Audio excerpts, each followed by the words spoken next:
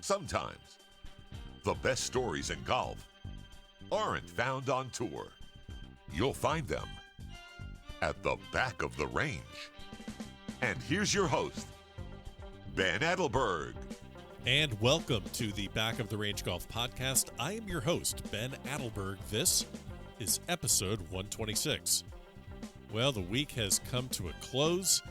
Gonna get another episode out for you to listen to. I know I said I'd put one out every day, but yesterday just ran out of steam. But definitely gonna finish out the week strong. This is an amazing episode, just a lot of fun. Obviously, before the coronavirus pandemic became a very real thing, I was planning on doing a series focusing on about 20 or the top 20, top 25 teams in the nation that were going to be competing for the national championship at Grayhawk at the end of May, early June. One of those teams was Clemson. They were ranked about 22, 23 in the country at the time, and I was very fortunate to get some time with Coach Larry Penley. This was his 37th season at Clemson. You know, Larry was a phenomenal player, won the South Carolina Mid-Am Championship, the South Carolina Amateur Championship. So he's a great player, played on the mini tours, which as soon as I found out, I was like, oh, we got to talk about that. But we spoke about a lot of the great players that have come and gone at Clemson. You know, probably most recently we're looking at Jonathan Byrd and Doc Redman and Lucas Glover. So just had some great stories. We talked a lot about coaching, a lot about recruitment, how his players prepared for tournaments. And yes, I know the national championship is not going to happen this year, but still a lot of great lessons, a lot of great information that Coach Penley shared. Had to get this one out. There are going to be more episodes involving college players and college coaches coming up soon. You just saw one from earlier this week with Coach J.C. Deacon from Florida. So we're going to keep doing those because I'm getting tons of feedback. Don't forget, follow along on Facebook, Twitter, and Instagram. Every single episode is at thebackoftherange.com. I know I ask you to leave a review in Apple Podcast, but I understand that takes a little time and there's a few steps. So maybe just take a screenshot of you listening to an episode, post it on your Instagram page. Basically, just please spread the word. Please tell as many people as possible about the Back of the Range. As I've been doing all week, just trying to let everyone know when these are recorded. Some are after the coronavirus pandemic became a reality, some are before, so just kind of want to make sure everyone is aware. This episode was recorded on Thursday, March 5th. So let's get started with this episode. Coach Larry Penley, Clemson's men's golf coach, welcome to the Back of the Range. How are you? It's great to be here, Ben. Thank you. Absolutely. Well, we just got done talking about the weather issues you're having up at Clemson. I think you said about the third wettest spring that you've had. You don't have to deal with the things that maybe these Northeastern or Pacific Northwestern schools have to deal with all the time, you know, with cold weather and snow. But what does this actually do for your preparation and for your spring, trying to get the team into the best shape possible to compete in the postseason? Well, we don't have the cold, so that's kind of but today, it's 50 degrees and raining. So you kind of put that in perspective. It is chilly, but we are able to hit balls, kind of over a covered area and hit balls out into our driving range. So it's not like we're really missing much practice. Our time on the golf course has been very limited. Okay. So usually we spend our worst days playing golf and then our best days practicing weather-wise. We've kind of reversed it this spring because we haven't had very many good days. So we really have tried to take all the good days that we've had and get out on the golf course and spend as much quality time out there as we have. But the guys have they've really done a good job. They've kind of embraced the challenge of learning all of our indoor practice facilities, which, they kind of looked at them in the past, Coach. We don't need anything inside. Well, now we do. So, yeah, of course. But it's kind of been fun. We have a great putting system inside, and we've used it quite a bit. We're just waiting on this weather to break, but it will soon enough. Okay, so I wanted to get back to what you just said there. You use the bad weather days to be on the golf course and the good weather to be inside practicing. Am I getting that right? And maybe walk me through exactly what you mean by that as far as the purpose of it. Or usually, usually we do that. Usually I like for them to play in worse conditions. Okay. And I like to save the really good days to really get some quality practice. Okay. Well, the spring has been so poor weather-wise that we've kind of reversed that.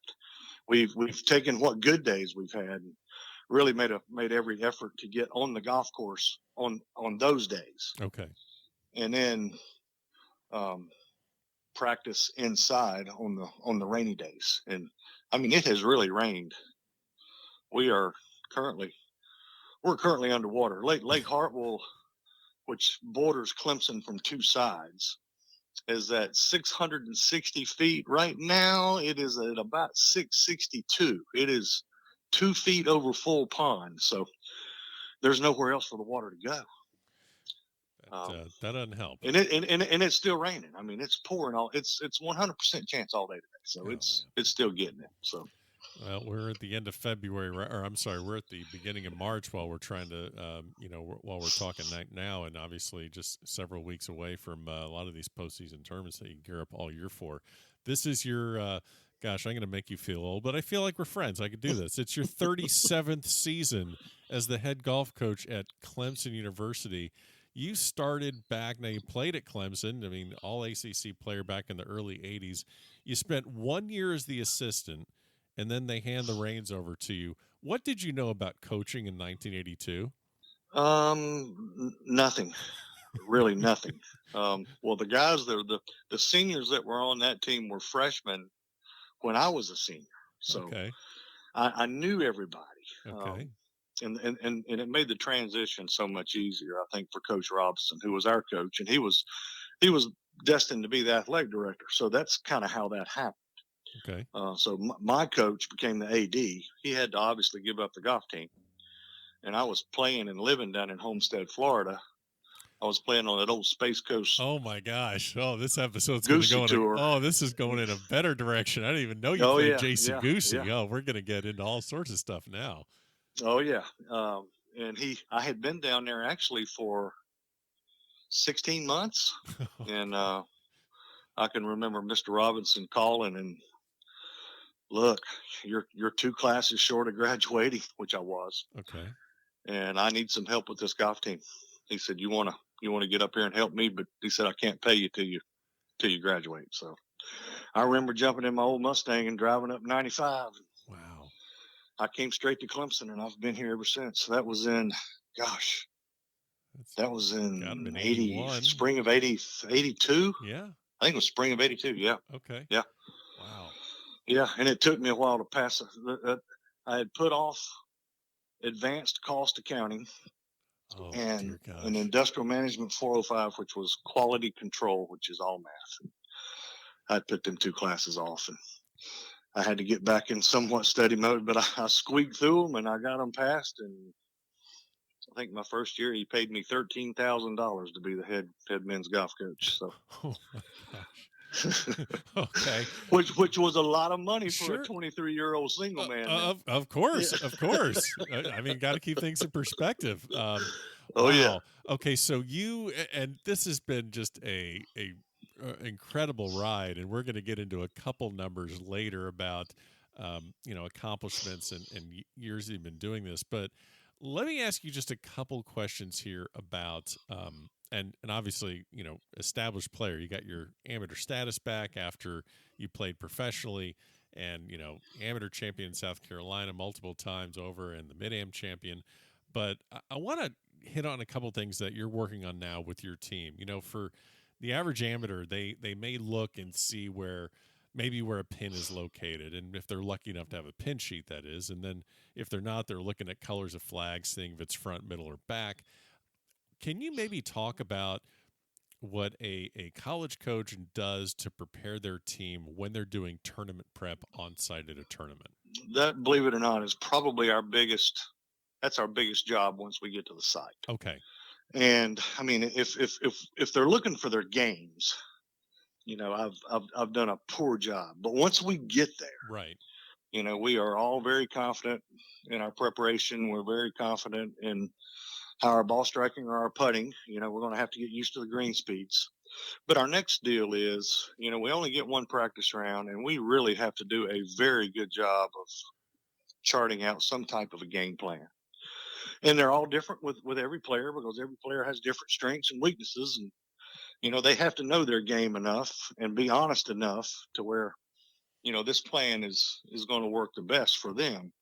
But a lot of that's whole locations, and one good thing about coaching for 37 years, I've got whole location sheets darn near for every college tournament in America. Oh, gosh. I know where the holes are going to be.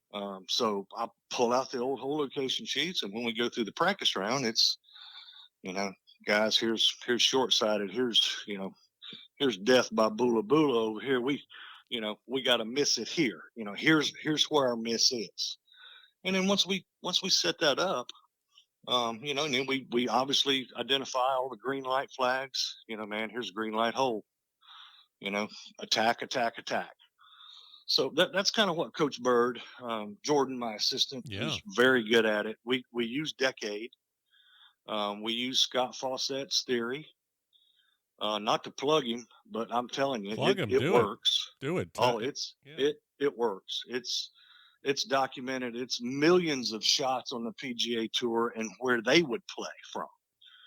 And I just think it makes perfect sense to go ahead and use all that data and then try to get our point across to our players. I mean, I've always been a conservative player anyway. When I played, it was more about fairways, keeping the ball in play. The game has changed. Yeah. These kids want to bomb it, and they do. But they need to know when to pull up on the reins just a little bit. So we kind of try to help them with that. Yeah, well, and that opens up a couple other questions. How do you handle a situation where you have a player that is supremely confident in their abilities, which you, of course, want? They want to play a hole a certain way, but it may clash with your vision of how it should be played, or maybe with the data. Is that someplace where you kind of step in and maybe, draw your line in the sand? Or do you say, hey, if this kid's feeling really confident and I don't want to, strap him down a little bit. And how do you handle a situation like that? Well, you certainly don't want to break their spirit. Right. And you certainly don't want to do anything that might jeopardize their confidence. And I tell them all the time, I'm going to give you the green light if you're totally committed. Now, if you're committed and you think this is the right play, hey, we're still going to make mistakes. We just need to learn from these mistakes. Right. But just because we get a green light second shot opportunity on a par 5 that might be a 50-50 play, that doesn't mean that's the right play. And if you're still not totally committed, in the back of your mind, if you're thinking, I might not ought to do this, but the macho thing to do is to go, then don't do it. Right. And we try to get them to where they know the difference. But look, if they're totally committed and they believe that this is the right play, I'll let them do it 10 out of 10 times, and then they'll learn from that mistake. Perfect. Yeah. You mentioned the how the game has changed. The kids want to bomb it, and I've seen some of these kids at whether it was last year at the Walker Cup or at previous college tournaments that I've been to, and yeah, they just absolutely kill it and destroy it. But the players that I saw last year at the Walker Cup that were really the most impressive were the ones that could play a game under adverse conditions. You mentioned being 50 degrees and raining. Well, it was not a whole lot better over there. It was blowing quite a bit. How do you, how do you identify players, whether through recruitment or when you do get them onto the team? How do you kind of help them with their strengths when conditions are not that good and you just can't let it fly and just bomb and gouge your way around the golf course? Well, one thing that we really try to stress with our players, regardless of what their strengths are, regardless of what their weaknesses are in their games, and we're always working on both of those. I mean, your strengths usually are always going to be your strengths. So they need to be at high premium. We're always working on our weaknesses. But one thing that is for sure is the lowest score will win. Golf is that way. The low score wins. It is our job, and it's their job as a player to find a way to shoot the lowest score. And it changes so much from player to player. and we work on different things. I mean, I've got some guys that are great with their drivers, and they can dominate a golf course with their drivers. But if their short game or their wedge game is not particularly good that week, it's just going to be an okay week. Right. They still need to keep that short game very sharp. They still need to keep that putter very sharp. And then we'll work on other parts of their games to try to shoot lower scores. But once they get the concept, all right, this ain't about being pretty, and it really isn't about being the macho guy here. Right. Low score wins. Let's find a way to get the ball in the hole in the least number of shots. No, that's well said. I always wonder about that when, like you could bomb it, but if you still got to make putts, you still got to get up and down, still got to have that 78-yard wedge shot that you can get close into a back right pin. So you still have to have all that. So let me ask you about recruitment. This is a question I just recently asked. I just had Coach Ann Walker, Stanford women's coach, on the podcast. I've gotten a lot of great feedback from that episode, and a lot of it had to do with just kind of a topic we tackled about junior golfers. I know Coach Bird helps out with a lot of the recruiting. You have these 15 to 16-year-old kids in that range, whether they're boys or girls, but they're playing competitively. They're entering a lot of tournaments, and they're under a lot of pressure. Every round is available on a website somewhere. There's ranking points up for grabs all the time. What are some of the things that maybe you look for out of kids that age, and maybe share your thought process around recruitment to maybe alleviate some of the stress that some parents and juniors deal with at that time of their life? Yeah, mine's a little bit different in the fact that I really don't care to recruit young. I know a lot of coaches out there today are just going crazy young. I mean, I'm talking 13, 14 years old. Okay. I might go watch a phenom if he's ripping it up at 13 or 14, but there's no intent for me to make any type of contact I just want to see this kid play. Sure. You just want to watch a show. No, I just want to watch a show. Now, once they get a little bit older, there are a lot of things that I think that are very important. Of course, the biggest one is this a kid I can have a relationship with? I mean, is this a kid that's going to trust me? Is this a kid whose parents are going to trust me? To me, one of the biggest compliments a parent can give you is to, hand you their child for 4 years. I mean, that's the ultimate compliment to me. So, can this kid, I want to see how he interacts with his parents. Is he respectful? Jordan and I both have turned off of kids that, have argued with parents because they brought them the wrong colored Gatorade, or they didn't have a turkey sandwich and I had to bring you a ham sandwich, and the kid blows a gasket. Well, if he's doing that to mom and daddy, he'd do that to he's you. He's not going to have a whole lot of respect for me, and then in turn, I won't have a whole lot of respect for him. So, other than golf, I think it's the ability to have a relationship. It's the ability to get along, be a good teammate. I mean, I tell them all the time, the majority of our tournaments are in a van. We drive. We're blessed in the Southeast to where, I've got the number 2 team in the country in Georgia Tech 100 miles from me, and probably the number 10 team in the country in Georgia is 60 miles from me. So I don't have to go very far to get all the competition I want. So we drive a lot. Well, you really get to know good and bad, when you get a team in there and you spend 2 or 3 hours in a van together. I need to like them. They need to like me. Our personalities need to be very similar. And that's kind of how we recruit. You got 7 of the top 25 teams in the country in the ACC, and you're one of them. So Georgia Tech, good. Wake, I mean, you got your hands full with, you don't have to go traveling far to find competition, that's for sure. So let me ask you this one, just to kind of drive this point home. Can you perhaps share a story? I mean, you've had numerous players through your 37 years that have gone on to win on the PGA Tour, play Walker Cups, win USAMs.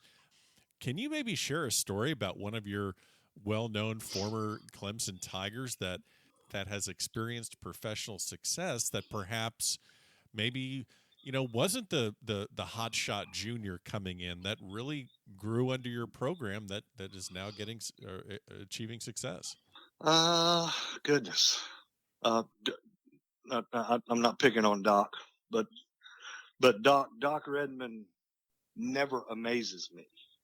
And I say this because it's when we recruited Doc was a very late recruit, very late. I mean, it was rumored that he was going to Auburn, and then the North Carolina schools.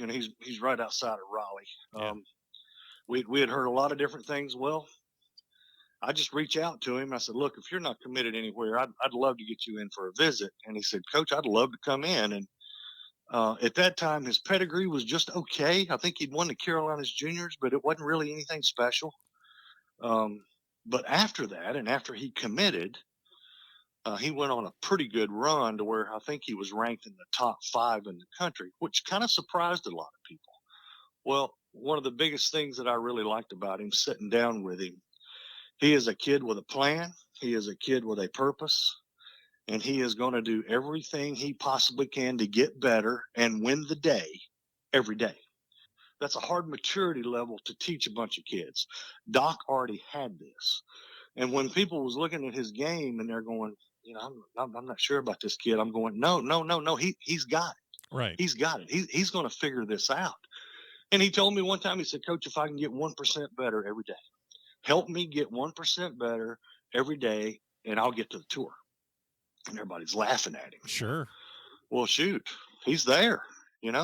He actually made it. He actually made it on the PGA Tour in 4 events. I know. On the tour he made it. Yeah.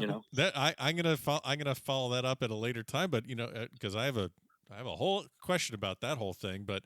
Yeah, and those are things, just to my point earlier, none of what you just said about Doc Redman shows up on a, AJGA rankings list. That's all stuff you learn when you actually sit down and talk to the kid. That's right. Yeah. That's right. And I did learn something about a major, and I told Jordan this. Doc is brilliant in mathematics. And he wanted to major when he was at Clemson, his 2 years, he was in math science. He asked to be put in the honors program. He said, Coach, don't they have an honors program here? Oh, gosh. Well, I had never had a player ask about, they're always looking for an easier way out. Doc was wanting more. But what I learned about a math science major is there are no shortcuts. There are steps, there are processes. You can't jump right into a math program or a math problem and go straight to the answer. There are steps and processes that have to take place. Well, Doc was already used to all that. So setting up a plan for him to improve his golf game and set up a plan to get to the PGA Tour was really easy because I knew he'd follow it. Yeah, that's how his brain works. And he did, because that's the way his brain works. Yeah. And it was it was so fun to see. It was so fun to coach. I wish everybody would have an opportunity to coach a Ben Martin. Ben was the same way. Okay. To coach a Ben Martin or a Doc Redman, and just see how a true champion's mind works, because it is eye-opening when you see it. Interesting. I never realized that about the math and science, but that's got to be that's just pure. That's just plain as day. That makes perfect sense. You've been doing this for quite some time. You were inducted into the Collegiate Golf Hall of Fame at the age of 44, and you have a national championship under your belt. Won that in 2003. I know that there's more room for more trophies and accolades and honors, but how do you stay motivated and focused each and every season? I don't know. It's gotten harder. Okay. I won't lie to you. It really has gotten harder. The recruiting has gotten harder. Yeah. I still love the coaching. I still love the interaction with the players. I actually still really enjoy the competition. I don't play anymore, so my competitive juices are kind of vented through my teams and my players. But the recruiting has gotten kind of sour. I don't like some of the new rules. I don't really care too much for the way our sport has gone in the last 10 years. I'm not a big fan of the match play. Really? Okay. I'm still convinced that I mean, it's great for our sport, and it brings a lot of excitement if that's what you're wanting. But if you're wanting to crown the best team in the country and crown a true champion, you'll play 72 holes of medal play, and it'll show you. Right. And I still believe it has cost Oklahoma State at least 3, maybe 4 national championships since we've gone to match play. But that's just my opinion. But as far as staying motivated, it's I mean, I love the guys. I love the guys I've got now. Right. If I had to motivate kids, I would get out. As long as I'm continually recruiting kids that are self-motivated, right, and come in like Doc Redman and Bryson Nimmer and really want plans to get better and really work hard to get better, man, that makes my job so much easier, and it makes it so much more fun. Yeah. Coach, you've won 77 tournaments as head coach of the Tigers, 4th in NCAA history for a coach at one school. You're 2nd among ACC coaches. You trail former Wake Forest coach Jesse Haddock. He had 83 in his career. Being that close and that competitive with him, I'm sure you have some sort of a story. Tell me about the relationship that you had with Coach Haddock. We had a great relationship, and it's I miss him. He passed not too long ago. Yeah. But he was such a joy. He he knew nothing about golf. He was left-handed. I don't think he could break 100. But as far as being a coach that got the best out of his team and got the best out of his players, he probably was the best at it. And I always enjoyed spending time with him. My recruitment, it's kind of funny how things work and how I ended up at Clemson. My senior year, he left Wake to go to Oral Roberts. And if he doesn't go to Oral Roberts, there's a really good chance I go to Wake. They brought in Ron Roberts, who was the coach then at that time from Georgia Southern, and I didn't get a very good vibe there. And then I take a visit to Clemson, and lo and behold, it's almost like that was in 1977, and I've never left. Right. So it's funny how things work. But my relationship with Coach Haddock was always very special. I don't really have one particular story. I am in no means the 83 victories that he has will, to me, always be the best, because he coached half of his coaching career when we still played matches. Yeah. We just had head-to-head matches. We might have played 3 or 4 tournaments a year. I know we had a medal play ACC championship. Obviously, we had a medal play NCAA championship. But we really didn't start playing in tournaments until, kind of the late or the early to mid 70s. So Coach Haddock spent the majority of his coaching career just playing head-to-head matches. So the 83 victories that he has, I think, was done in about 15 to 18 years. Wow. So it's really impressive what he did. That number would mean nothing to me. As a matter of fact, I will always see him as being, the godfather of ACC golf, so to speak. And I know Coach Hepler's probably going to end up beating that record anyway. So that, it's really not that important. It's flattering to get as close as I am to him, but it's not that big of a deal. I mean, it's really not. If it was, I could schedule 83 wins. Trust me. Sure. But it's not helping my team. The fact that we want to try to play and compete against the best teams in the country every week, that's the only way my team's going to get better, and that's kind of what I try to focus on. Yeah, you've obviously, like I said, I mean, I know it's not maybe not be your target, but you've racked up quite a collection of wins there, and the big one, 2003, that national championship, your team was just absolute juggernaut. And you talked about, like, you're not a big fan of match play, but it's a reality, so it's something that you have to deal with. Do you find yourself having to coach your players up on the finer points of match play strategy, or is this something that just kind of evolves naturally? How do you approach that aspect of it? We are right in the middle of a match play tournament within our team as we speak. Okay. An individual. Matter of fact, we're down to the final match, and Jacob Bridgman, who is a great player, preseason All-American as a sophomore. He will be playing Turk Pettit, who was an All-American as a freshman, is now a junior. They will be playing in our final match Saturday morning at Sage Valley. That'll be our championship match. Wow. So, yeah. So it's really been fun. We have to. I mean, they know match play, but it's really difficult when you try to combine it with team points and team aspects, and that's the hardest part of it, I think.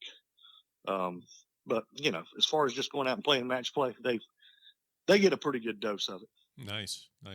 Well, I wanted to kind of backtrack a little bit. We were talking about Doc Redman, how he literally, I think you're right, like 4 events got him his tour card on the PGA Tour.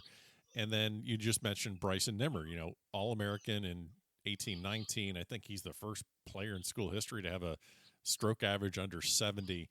He has not had the same level of success. I know he's played some Mackenzie Tour events. He's played some Korn Ferry Tour, but he hasn't had the same level of success as Doc Redman. How do you continue to advise a player like Bryson Nimmer on, their journey into professional success? I mean, it's almost like there's no, is there a rhyme or reason sometimes as to why some players make it quicker than others? No. In Doc's case, Doc wasn't sure he was going to turn pro when he did. Okay. So he had leases. He had already signed housing leases in an apartment complex, which I think was the best thing that ever happened to him, because that year, the first year that he turned pro, he stayed here with us. So he still did everything we did. He was able to stay in his routine. He was able to stay in a very comfortable environment for him, do what he knew that made him successful. And, he really benefited from it. Bryson had a lot of options. Bryson had graduated. Bryson wanted to go back to the coast where he was from. He's right now, I think he's living right outside of Charleston. I think Bryson misses our structure a little bit. Okay. And he and I have talked about this, and I would love to get him back up here just for a couple of weeks, just to get back into a very familiar, very comfortable environment, and let's start working on some positives again. But he'll figure it out. He is too great of a player. Right. And he'll get this. It's just going to take him a while. Doc caught lightning in a bottle. Yeah. You go from Vancouver, you take a red eye from Vancouver, fly to Detroit. You've got a 9:00 tee time. You're playing for 4 spots. You shoot 61 and you get one of them darn spots.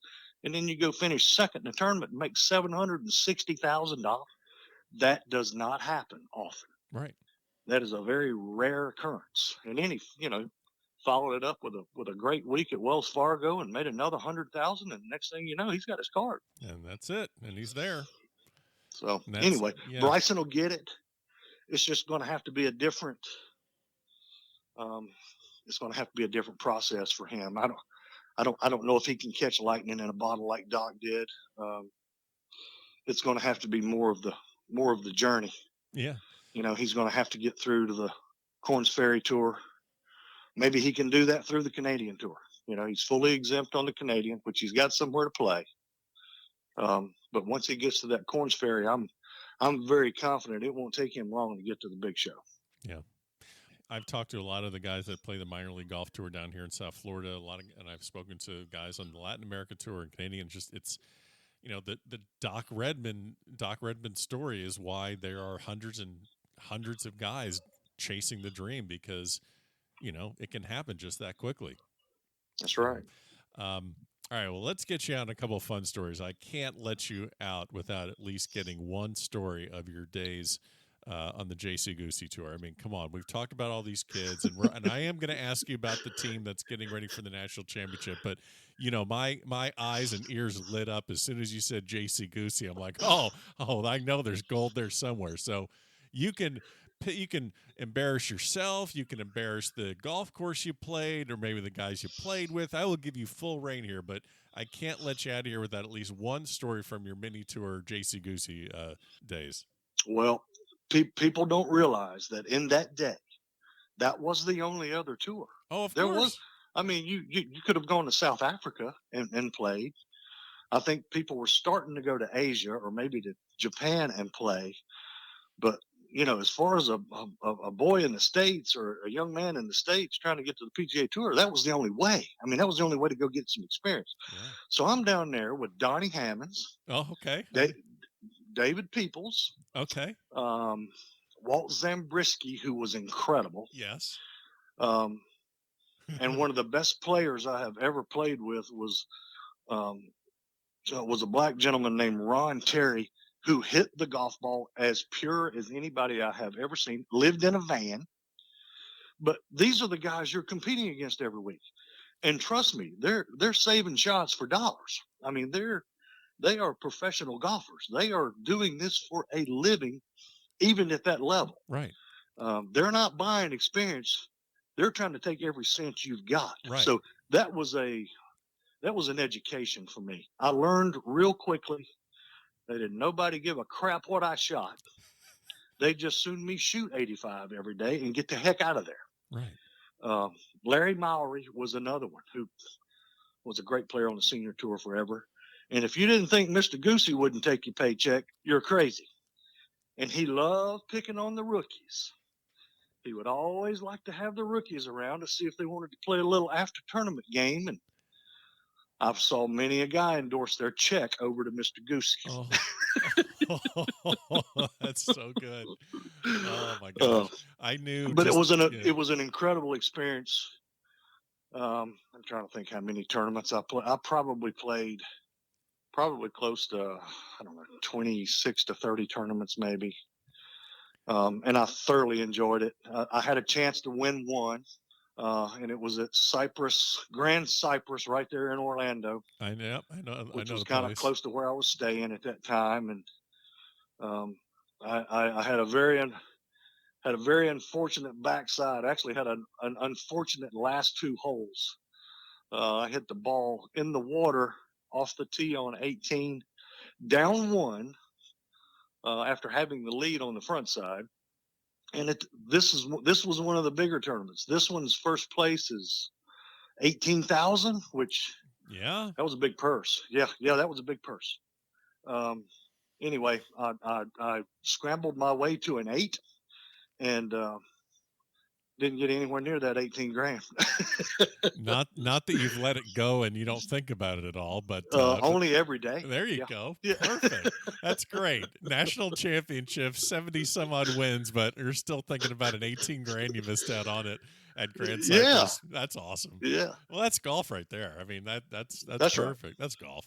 All right, let me get you out here on this one. Let's talk about the current squad that you're running with to get you to the national championship to compete. I got regionals, you got ACC, got all these teams in your way. Who are you looking at to kind of lead you down there? You got 5 guys that you can take with you. So talk to me a little bit about your current team.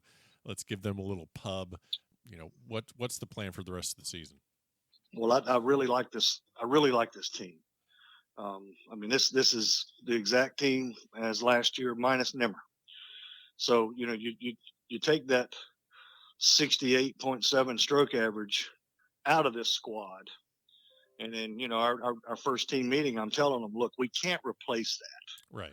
No one person can replace that, but collectively we can.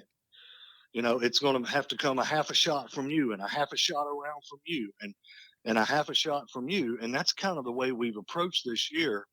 And right now we've got, let's see, our entire top 5. Bridgman is 70.7. Pettit's like 70.9. And then we go 71.2, 71.4. So we've really done a good job. And I do like this team a lot. Although I only have one senior. Yeah. I do feel like there's a lot of experience. The 3 juniors that I have been starters since their freshman years. and that's Colby Patton. That's Chris Patton's boy, Kyle Cottom, and Turk Pettit. And they are all great players and are doing a great job. And you got Bridgman as a sophomore. I've got Zach Gordon as a sophomore, who is also a tremendous talent and a great player. And our senior captain is William Nottingham, and he's been a starter now for 4 years. So won the North-South. Won the North-South. That's exactly right. So it's a good bunch. We got beat in a playoff last year for the match play. Yeah, SMU. Which was kind of disheartening. And I do want to make this match play before I retire. Because I honestly believe if you get to the match play, it's a coin flip. It really is a coin flip. But we were so close last year that I think it's in the back of the guys' minds. This is what fuels us every day. We're going to get back there. And I am very confident in this team. I know our ranking probably isn't that good. I think maybe we're anywhere from 17th to about 21st. Right now, you're actually 22 as of today. Today's 22. March, okay. Today's your March 5th. You're 22 on GolfStat. But yeah, like you said, does it at once you're at that level, it doesn't really matter. You just got to get in there and get going. I'm very confident that this is a top 10 team. They haven't seen our best golf yet, and it's just a matter of time before we bust loose. Very well said. Really was a pleasure speaking with you, and it sounds like your guys are in good shape. I know there's tons of other things that we could get to, but hopefully we'll do it again soon. I'm glad you stopped by the back of the range. Good luck on the way to the NCAAs, and we'll do it again soon. Always a pleasure, Ben. Thank you so much. And there you have it. Special thanks to Coach Larry Penley from Clemson. Can't wait to see them back out on the golf course. Want to see all these college teams back out on the golf course. Don't forget, follow us along on Facebook, Twitter, and Instagram. Always posting things on the gram, the Back of the Range podcast. Put out a lot of episodes recently, so I don't blame you if you've fallen behind. Every single episode is available at thebackoftherange.com. So stay safe, stay healthy, enjoy the weekend, and we'll see you again next time here at the Back of the Range.